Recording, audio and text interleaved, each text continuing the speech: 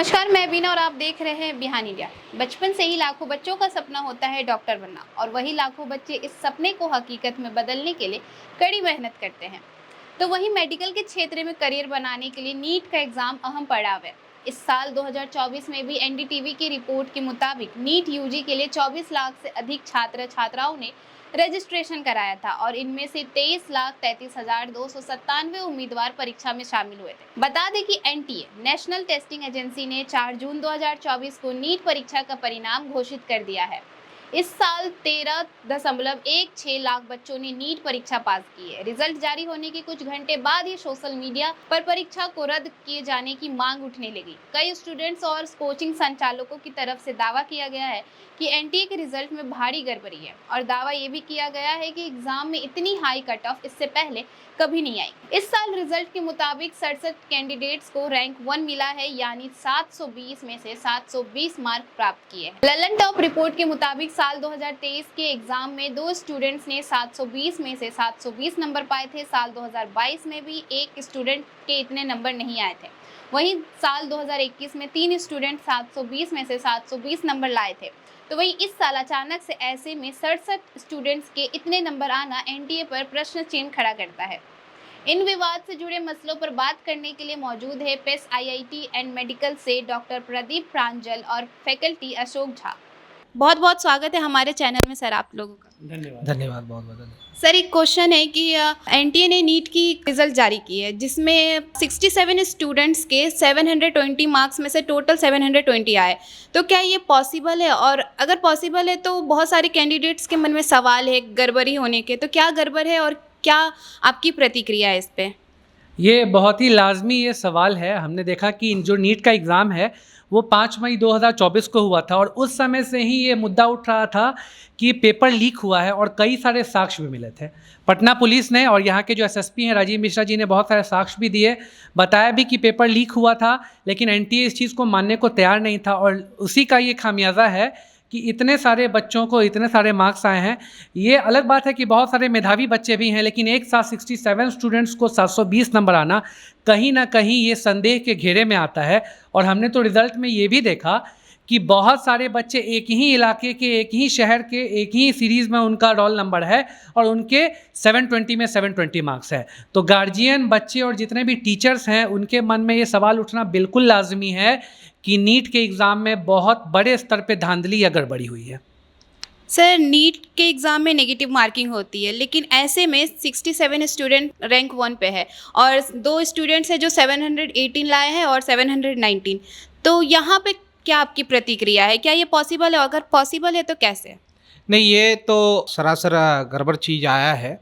हम लोगों ने कल ही जैसे रिज़ल्ट देखा तो ये प्रश्न हम सारे लोगों के मन में था, और इस पे सोशल मीडिया पे कई सारे लोगों ने इस चीज़ को रखा। तो एनटीए ने जल्दबाजी में कह दिया कि उन बच्चों को पेपर लेट से मिला था तो उनको ग्रेस मार्क्स दे दिया गया या नॉर्मलाइजेशन जैसा कुछ कर दिया गया। लेकिन इसकी पूरी आधिकारिक सूचना पहले से देनी थी कि कुछ बच्चे जो पेपर जिनको बाद में मिला उनको हम ग्रेस देंगे, या नॉर्मलाइजेशन यदि कर रहे हैं तो उसका एक फार्मूला होता है पूरा नॉर्मलाइजेशन का, वो फार्मूला उन्होंने कुछ नहीं दिया है ऐसा। बस लोगों ने क्वेश्चन खड़ा किया, आपत्ति दर्शाई, तो उन्होंने जस्ट आनन फानन में कुछ भी रिजल्ट बना के ये दे दिया।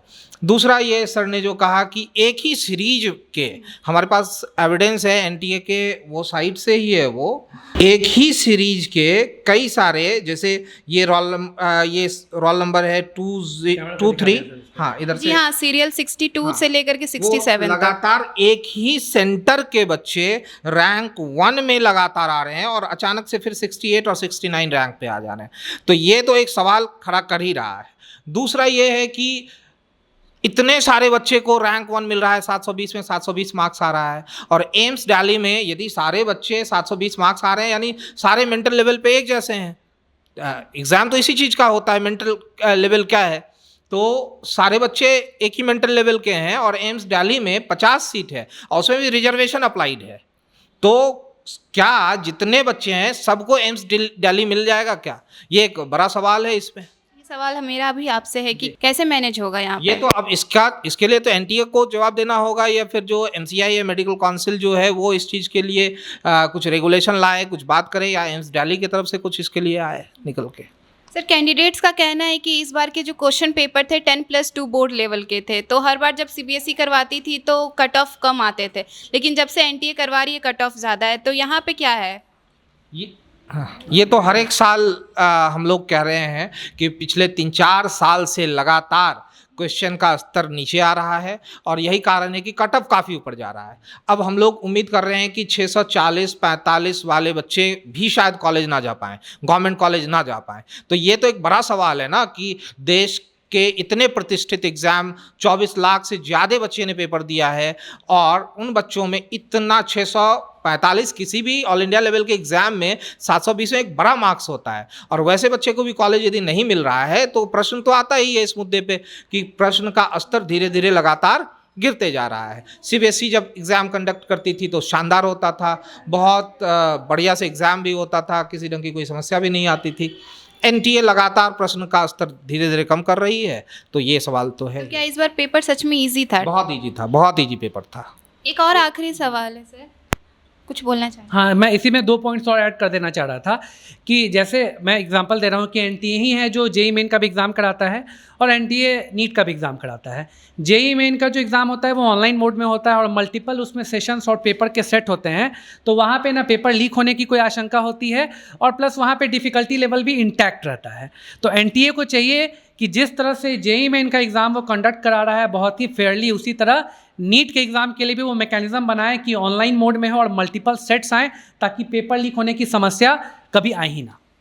एक लास्ट सवाल है आप लोगों से कि कल 4 जून था 2024 लोकसभा चुनाव का परिणाम का दिन और इसी बीच में एनटीए ने नीट का रिजल्ट जारी कर दिया, क्यों? जबकि सारे मीडिया का फोकस कल के चुनाव पे था, तो क्या एनटीए कुछ छुपाना चाहता था जो सबके सामने ना आए और सोशल मीडिया पर ना वायरल हो? देखिए, इस सवाल का जवाब तो आपने खुद ही सवाल में दे दिया कि एनटीए इस चीज़ को छुपाना चाह रहा था। एनटीए की जो आधिकारिक जो पुष्टि थी वो थी कि 14 जून को रिजल्ट देंगे, लेकिन 4 जून को ही रिजल्ट क्यों दे दिया गया? क्योंकि देश में एक सबसे बड़ा मुद्दा है अभी भारत में जो अभी हमारे देश में जो इलेक्शन चल रहा है और अगले 10 से 15 दिन किसकी सरकार बनेगी, किन्हें कैबिनेट मिनिस्टर बनाया जाएगा, इस पे सभी न्यूज़ चैनल्स और सभी का ध्यान आकर्षित रहेगा। तो इसी बीच में ये 10 से 15 दिनों का एक बड़ा सा विंडो मिल गया एनटीए को, जिसमें रिजल्ट की धांधली और गड़बड़ी को वो लोग छुपा लेंगे और इसका खामियाजा जो मेधावी बच्चे हैं उनको भुगतना पड़ेगा। अब होगा ऐसा कि देश में बहुत सारे जगह से पेरेंट्स और बच्चे तो केस करेंगे ही, लेकिन कहीं ना कहीं इससे जो मेंटल हरासमेंट है वो हमारे जो बच्चे हैं उनके कोमल मन पे पड़ता है। तो इसीलिए हम लोग चाहेंगे कि एनटीए को इस पर कुछ करना चाहिए, कोर्ट भी इसमें इंडल्ज हो और कोर्ट इसमें बताए कि एनटीए प्रूव करे कि किस तरह से उनका मानना है कि धांधली नहीं हुई है। आपने बोला था कि सीरियल नंबर 62 से लेकर के 67 तक के रोल नंबर रैंक 1 पे है और 2 बच्चों को छोड़ करके, तो क्या लगता है आपको, क्या उस सेंटर पे धांधली हुई है? हो सकता है, क्योंकि ऐसा तो आज तक कभी नहीं हुआ कि एक ही सेंटर से इतने सारे बच्चे रैंक 1 में आ जाए। ये तो इंडिया के, मेरे नज़र में इंडिया के किसी भी एग्ज़ाम में कहीं भी नहीं हुआ है। तो यदि ऐसा आता है तो ये एक तो बड़ा प्रश्न है ही, है ना। इसमें इस बात की आशंका तो पूर्णतः आशंका, उसमें भी एक चीज़ ध्यान से देखिएगा तो प्रायः बच्चे हरियाणा स्टेट के हैं, राजस्थान से एक बच्चे हैं और एक और किसी स्टेट के हैं, maximum of them are from Haryana, Delhi और हरियाणा। हाँ, दिल्ली और हरियाणा के बच्चे हैं। तो ये तो एक सवाल है ही है। खैर, हम लोग जो बच्चे जिनका स्कोर 640-45 से नीचे है उन बच्चों से यही कहूँगा कि आप अगले साल की तैयारी में फिर से जुट जाएं और उसी दमखम, उसी एनर्जी के साथ फिर से लग जाइए और काउंसलिंग का जो प्रोसेस है वो तो चलता ही रहेगा। तो आपने सुना कि एनटीए के रिजल्ट पर इन्होंने कहा है कि एनटीए को नीट के एग्ज़ाम भी फेयरली करवानी चाहिए, जिस तरह से एनटीए जी मेंस के एग्ज़ाम को फेयरली कंडक्ट करवाता है और सरकार को भी इस पर कार्रवाई करनी चाहिए, इतने लाखों बच्चों के भविष्य खराब ना हो। फिलहाल के लिए इस खबर में इतना ही। ऐसे ही तमाम खबरों के लिए देखते रहिए बिहान इंडिया। अगर आपको हमारा वीडियो पसंद आया हो तो बिहान इंडिया के चैनल को लाइक कीजिए, सब्सक्राइब कीजिए और अपने परिवार और अपने दोस्तों के साथ शेयर करना ना भूलें। साथ ही हमारा बेल आइकन भी जरूर दबाएं और हमारा चैनल ट्विटर, फेसबुक और यूट्यूब पे है, तो तीनों जगह अपना सपोर्ट जरूर दिखाएं।